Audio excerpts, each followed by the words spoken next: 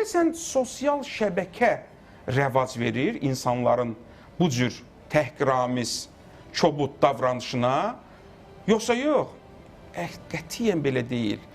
Maxwell var, John Maxwell.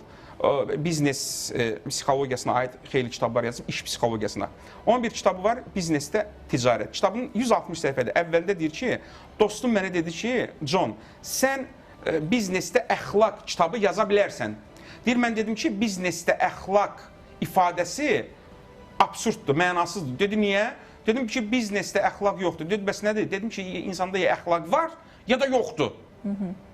Adam çöldə əxlaqı yoxdur, oğrudur. Biznes paltarını giyəndə, biznesmen olanda, hansısa şirkətin rəhbəri olanda dürüst olmur. Üz istəmə tamamlayıb, dürüst olmur.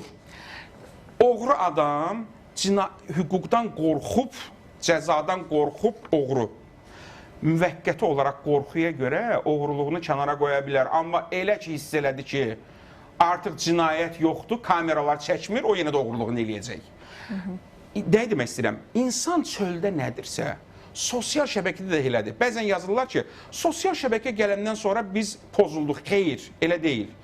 Sosial şəbəkədə anormal hərəkət edən adamlar, ki deyirəm, bunların sayı çox azdır, çox azdır. Amma biz o azlardan danışırıq da. Evet. Onlar sosial şəbəkə olmayanda da küçədə də anormal hərəkət edirlər elə.